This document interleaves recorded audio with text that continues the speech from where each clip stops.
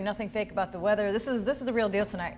It is. We're going to have rain and storms. Not a pleasant night anywhere throughout central Alabama. Some areas getting severe weather, with the highest threat of that probably over our western counties.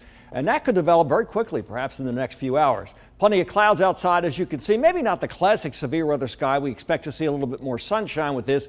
But it is November, and that more typically happens during the month of November during severe threats. Right now, a tornado watch issued up to the state line, not east of there, so nobody currently under a tornado watch or any kind of watch in the state. We think that'll change very soon, and we'll expand it eastward, at least for our western counties. Maybe not beyond I-65, roughly Jefferson County or so. The threat is severe back here, ongoing till about 2 o'clock in the morning over in the eastern part of the area, like you would expect. A bit later, maybe 7 p.m., 8 p.m. to about 6 o'clock tomorrow morning. And then the threat will be somewhat less to the southeast, but 3 to 9 a.m. first thing tomorrow morning. What's going on now? We have a line of thunderstorms back here. And one of the tricky things about this one, we look for supercell thunderstorms, which tend to be lonely. They tend to be by themselves, very discreet.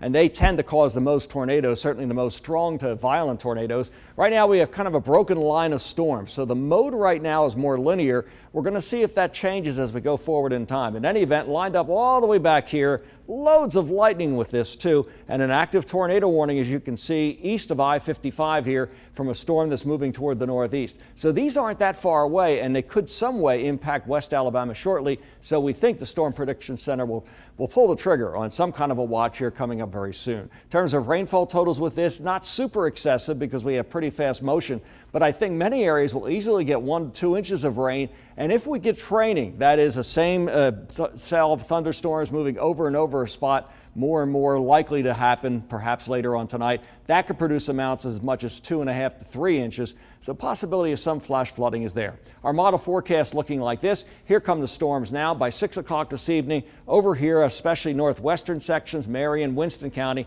Then they gradually spread toward the south and southeast. Now again, it's going to be a tricky night because the instability does drop off quite a bit toward the east. But nonetheless, at 10 o'clock tonight, doesn't take a meteorologist to say this is pretty nasty weather at that point. Heavy rain, plenty of lightning, just terrible conditions outside. And another round, at least one more round comes through. So it's going to be a very active night. 7-day forecast looking like this. Morning storms tomorrow, more like morning showers, and they won't last very long. 65 the high temperature, clearing in the afternoon. Sunshine, but much colder on Thursday. Beyond that point, a few scattered showers Friday and over the weekend. Nothing persistent here or severe.